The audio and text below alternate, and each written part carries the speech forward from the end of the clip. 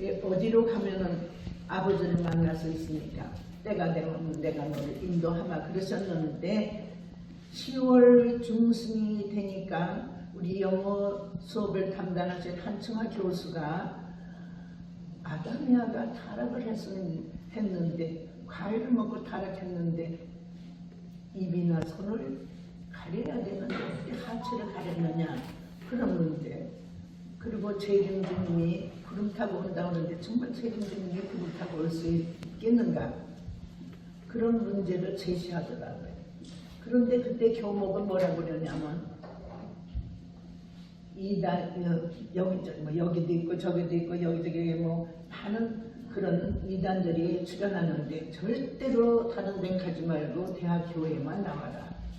그런 아주 정말 묘한 때에 우리가 학생 생활을 하게 됐는데 그래서 한충아 교수를 만나면은 뭔가 문제가 해결될 것 같은데 그래도 교목이 여기저기 다니면 안 된다고 했기 때문에 한 달을 생각하다가 11월 26일 날 한충아 교수를 찾아갔어요. 한충아 교수를 찾아가니까 기도실에 가 있어서 두 친구를 데리고 기도실에 갔는데 좀 있으면 한충아 교수가 와서 내 손을 붙잡고 신앙 문제 때문에 그러지 그런데 그냥 뭐 눈물이 얼마나 쏟아졌는지 정말 내가 감당할 수 없는 그런 눈물이 쏟아지더라고요. 감정은 인생관, 신앙관, 우주관, 세계관을 해결할 수 있는 훌륭한 스승을 소개할 테니 내일 장충당 공원 비서관으로 9시 반까지 나왔어요. 그래서 두 친구를 데리고 지금 이제 신라호텔 앞에예요. 거기에 가서 그 다음날 한충아 교수를 따라서 가는 곳이 유아대학 음대 교수인 양희원 선생님 댁이었어요. 그래서 가가지고 이제 말씀을 듣는데 유 협회장님이 이렇게 누워서 페퍼로 놓고 강의할 때인데 이 말씀은 신구약 성서를 완성한 성약의 말씀이라고 하더라고요. 그럼 신구약 성서, 구약은 모세의 말씀이고 신약은 예수님의 말씀. 그럼 이 성약의 말씀, 이거는 아버지의 말씀이 아닌가, 재림주님의 말씀이 아닌가 그렇게 생각하게 됐는데 영계에서 난리가 난 거예요. 이화대학에서 사랑하는 딸이 왔으니 빨리 가서 아버지를 만난 것을 증거해라. 그래가지고 이신덕 씨가 문을 열고 들어오더라고. 그러니까 이 협회장이 어떻게 왔어? 그러니까 이화대학에서 사랑하는 딸이 왔으니 아버지를 만나는 것을 증거하라고 해서 왔습니다. 나는 지금 도저히 올 수 없는 사정인데 그것은 온돌방 구두를 고치고 있고 인부들을 밥을 해줘야 되고 그렇기 때문에 올 수 없었다 그러더라고. 근데 지금은 식당이 많지만 그 당시에 6.25 사변 후에 식당이 없었거든요. 그런데 뭐라 그러냐면 피난 시절에 이 빛을 따라 가만히 해서 빛을 따라가니까 어떤 집 대문 앞에 딱 서더래요. 근데 문을 열고 들어가라 해서 빛을 따라가니까는 어떤 집 문 앞에 이렇게 빛이 탁 넘쳤어. 이 문을 열어라. 그래서 그 문을 열었더니 젊은 분이 계셨는데 그분이 바로 아버지였다. 그렇게 얘기를 하고 그러면서 막 방언을 하는데 내가 연기에 꿈꿨을 때 낙원에 갔을 때 그 방언을 갖고 노래도 같더라고요. 그렇게 하고 증거하고 갔는데 또 조금 있으니까 할머니 김재건 할머니라고 이가 다 빠지고 그런 할머니인데 그 할머니가 나는 한글도 모르는데 연기에서 뭐라 그러냐면은 아담이아가 과일 먹고 타락한 것이 아니고 성적으로 타락했다는 곳이 있으면 거기를 찾아가라. 그래서 찾아온 것이 이곳이고 여기서 아버지를 만나서 이렇게 생활합니다. 그런데 좀 있으니까 그때 이제 말씀을 이제 시작해서 이렇게 뭐 신구약 성서를 완성한 성약의 말씀이라고 그러면서 찬도를 이렇게 하는데 어떤 분이 누런 장갑을 입고 뭐 이화대학생이 왔다고 그러시면서 들어오시더라고요. 근데 첫 번 보니까 꼭 시골 면장 같은 그런 인상이에요. 그래서 그분이 페이퍼를 딱 뺐더니 영인체와 육신과의 관계와 무용세계와 유용세계의 관계를 말씀하시는데 이분의 말씀은 말씀을 공부한 것이 아니라 말씀의 실체로 느껴지고 아까 윤혁회장님 말씀은 공부해서 하는 말씀이더라고요. 그러니까 뭐 얼마나 영적인 역사가 일어나겠습니까? 그래서 이제 간단히 얘기를 하면 그날이 바로 연세대학교 학생 3명, 오승택, 유경규 이런 황한채 이런 3분이 유하대학하고 연세대학을 복귀시켜 달라고 삼각산에 가서 3일 금식 기도를 마치고 오는 때였답니다. 그리고 그 전에 4월달 봄에 양리원 선생님이 전도돼가지고 교회에 들어왔는데 아무리 열심히 전도를 해도 안 되고, 그래서 유아대학 부총장 박마리아 씨를 재림주님이 계신 곳을 가자고 해서 새벽 4시에 그 집에 가가지고 데리고 왔다는 거예요. 그 당시에 자유당 정권의 제2인자인 이기붕 씨 부인이거든요, 박마리아 씨가. 그런데 이거 그냥 누추한 집에 세대문집 그 누추한 집에 와가지고서 여기에 재림주님 계시다 그러니까 이 양반이 이렇게 비위생적인 곳에 무슨 재림주님이 계시겠냐고 그래서 그냥 갔다는 그런 사실이 있었습니다. 그래서 양민호 선생님이 열심히 전도해도 전도가 안 되니까 아버님께 왜 이렇게 전도가 안 됩니까? 그러니까 여름이 지나고 가을이 되고 그러면은 전도의 문이 열린다 그러시더라고요. 아닌 게 아니라 여름이 지나고 가을이 돼서 연세대학교 학생 3명이 전도가 되고, 그리고 그 다음에 이화대학에서 제가 이제 들어오게 된 겁니다. 그날이 1954년 11월 27일. 하여튼 그렇게 해가지고 그날 이제 아버님께서 우리 4사람을 놓고 기도를 하시는데 뭐 아담이야 노아 아브라함 뭐 아주 무슨 6천년의 역사를 그냥 막 깨트리시면서 말씀하시고 눈물이 콧물 막 흘리시고 양반 땀 위에 잠바를 입으셨는데 잠바까지 다 젖는 거예요. 그러시면서 여기 기성 종교인들하고 하나님의 뜻을 이루려고 하지만 받아들이지 않기 때문에 이렇게 이세인 대학생들을 중심 삼고 하나님의 함을 풀어드리겠습니다 하고 기도를 하실 거예요. 그리고 그 기도가 끝난 다음에 동산의 노래를 부르는데 저는 동산의 노래를 한 번도 들어본 적도 없으니까 물론 해본 적도 없죠. 근데 제 입에서는 주님 장미동산에 오셨는데 얼마나 창피한지. 제가 팔남의 장녀고 밑에 동생들이 한 사람 앞에 가정교사가 다 있었거든요. 그래도 그 집에 가정교사들이 있어도 이렇게 복도에서나 이렇게 지나가면 이렇게 만나면 그냥 목례만 했지 그 가정교사하고 한마디도 해본 적이 없는데, 아니 그 남학생도 있고 뭐 김원 그날 첫날에 누구냐 저 첫날에 원리 강의를 같이 들은 사람이 안창선 씨, 안창선 씨 자기 처남을 찾으러 온 거예요. 연세대학교 교육과 3학년 학생인데 어디 빠져서 오질 않으니까 장인어른이 자네는 신학도 공부했고 법률학도 공부했으니 가서 좀 찾아와라.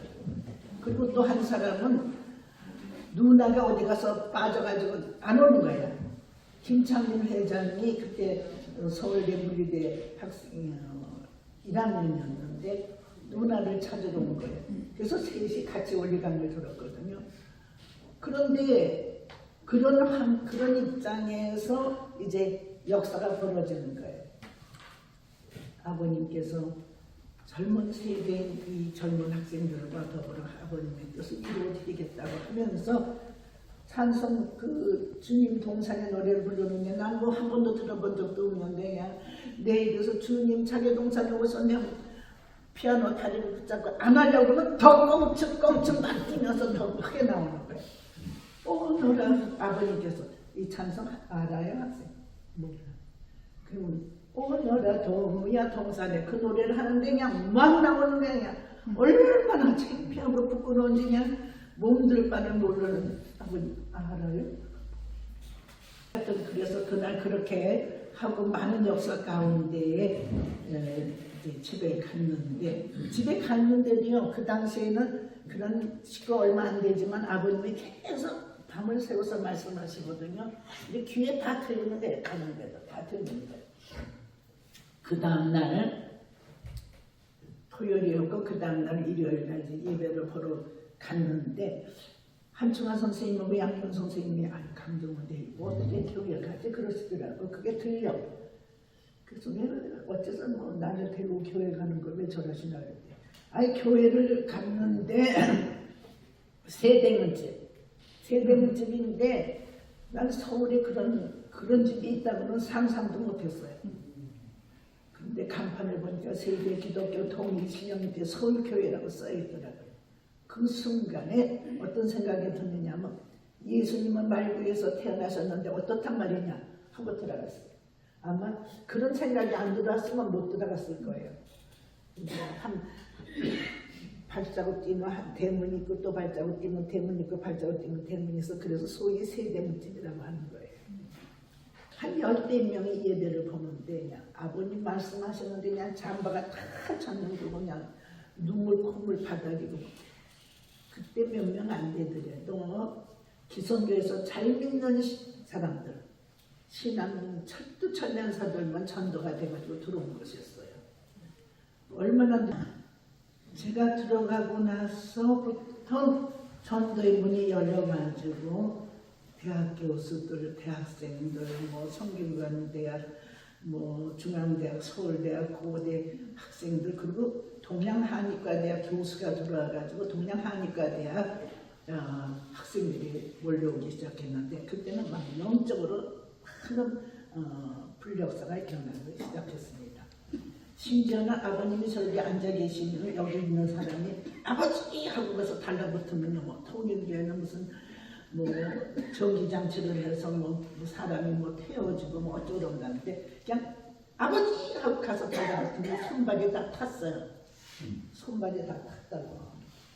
그러니까는 양말 신었는데 탔어요. 양말 벗으니까 그냥 시커멓게 탄 거예요. 그런 놀라운 역사 가운데 우리 교회가 부흥하기 시작했습니다. 그래가지고서는 1955년도 1월 10일경에 이제 교회가 차고 넘치기 시작하니까 흑인도 서울운동장 뒤로 가서 교회로 옮겼습니다. 그런데 그때는 이제 누구를 전도했다고 할 수 없이 전차 안이나 버스 안에서 서로 하고 뭐 서울운동장 뒤에 가면은 새로운 말씀을 하고 우리나라가 앞으로 세계적인 국가가 된다는 그런 소망적인 말씀이 있다.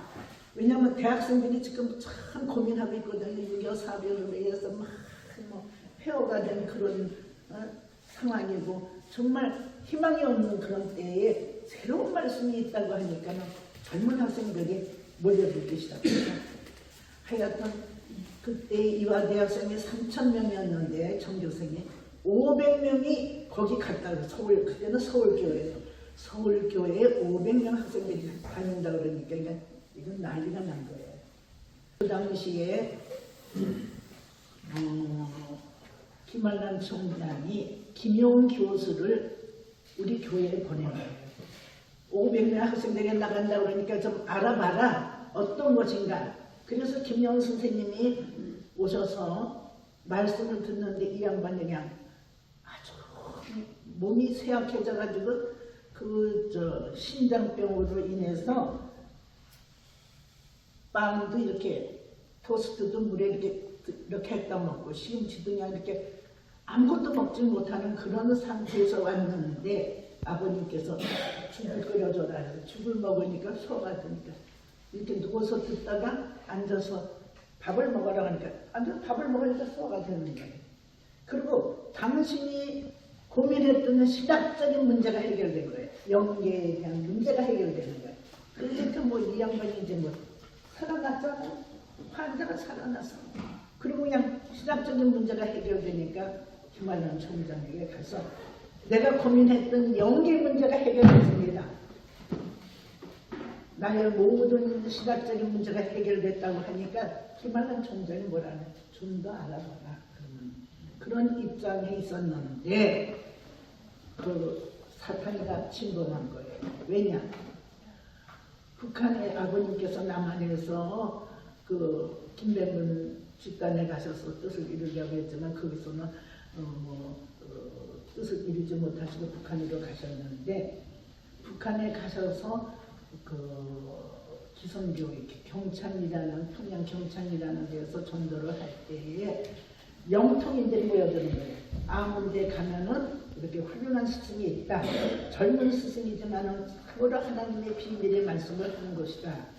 그리고 그때 아버님이 그 북한으로 가실 때에는 하나님의 부인이라는 그런 부인이 있다는 말씀을 듣고 그 부인을 찾아가신 거예요. 김옥길 교수가 후에 이제 김한란 총장 다음에 총장이 된 그 김옥길 교수가 북한에서 일어났던 일을 아는 거예요. 웬만한 총장을 해가지고 사탄 역사가 일어난 거예요. 그래서 그때 이제 이화대학에서 페이퍼를 돌리는 거야. 10가지 학문으로 통일계에 나가게 되는 이유를 설명하게 되고, 그래서 우리는 그때 이화대학에서 말씀해 주는 말씀보다 더 중요한 말씀, 더 좋은 말씀을 해주면 우리 서울교회 안 나간다. 근데 해주지 못하는 거 아닙니까? 그래가지고 그때 14명이 태학을 만났는데, 사실은 많은 좋은 학생들이 학교에서 공부 잘하고 똑똑하고 정말 인생 문제에 대해서 고민하고 그러던 학생들이 얼마나 많이 들어왔겠습니까? 그런데 총장이야 모든 교수들이 너 거기 나가면은 훌륭한 신랑감을 못 만난다. 그래서 떨어진 친구들이 많아요. 유아대학이 태학 사건이 일어나가지고 14명이 이제 태학을 당하게 됐는데, 우리 억울하다. 그럼 학교와 신앙 문제를 어떻게 해결하겠느냐. 그래가지고 뭐 하룻밤 총장 댁에 뭘 가가지고 가요동 10번지 이런데 거기에 가서 밤을 새우기도 하고, 또 그 다음날 또 가서 밤을 새우려니까 경찰을 불러서 백차에 실려가지고 우리들 보고 뭐라 그러냐면 경찰이 아니 뭐 댄싱홀에 가서 뭐 춤추다가 늦어서 뭐 여기 와 있다느냐. 그래서 이것으로 이화대학을 억울하게 태양 맞아서 뭐 총장을 만나려고 하는 거다. 그랬더니 다 알고 있는데 우리 지시하니까 어쩔 수 없이 우리 이렇게 한다. 그래가지고 이런 가야동 파출소를 거쳐서 종로 경찰서에 가가지고 신문을 봤는데 신문 받을 필요도 없다. 그래가지고서는 우리 집에도 우리 다 그때 그 태양 맞은 학생들 집안에 다 좋은 학생들이었어요. 그러니까 집에다 전화해 보니까 다 우리 딸이라는 거 다 집에서 인정하고 그러니까 깜짝 놀란 거지. 집에서는 웬 경찰서에 가 있나 그렇게. 나 같은 경우는 내 바로 밑에 동생이 경기고등학교 1학년인데 누나가 어떤 곳에 다녀가지고 그렇게 신문지상에 요란한가 해서 와서 강의를 듣게 됐는데, 마침 공생 공영 공의주의에 대해서 강의하는 걸 듣고 집에 가서 아버지께 누나가 가는 곳에 가서 오늘 강의를 들으니까 공생 공영 공의주의를 말합니다.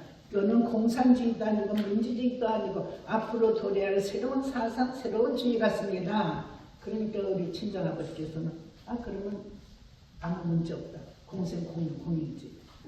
태학을 맡고 공생공유주의라는 것을 인정하신 우리 아버지께서 내 딸을 이렇게 놔둘 수 없다. 마지막 남은 재산을 그 2년제인 신흥대학에 기부를 해서 4년제로 승격을 시켰어요.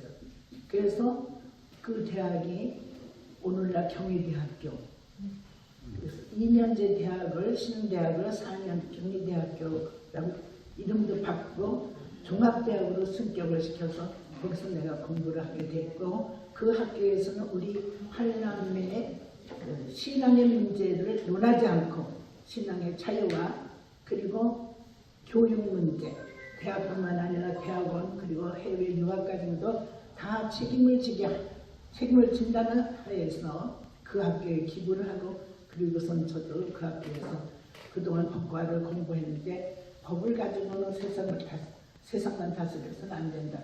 역사를 알아야 되겠다. 그래서 역사학과를 선택을 하고 거기 대학원에서 동양근세사를 왜 공부하게 됐느냐면 18세기에 많은 폴란드나 무슨 여러 그 선진국가가 그 중국과 한국을 침탈하는 그런 역사 노동이 있지 않습니까? 그래서 동양 최근세사를 거기서 공부를 하게 됐습니다.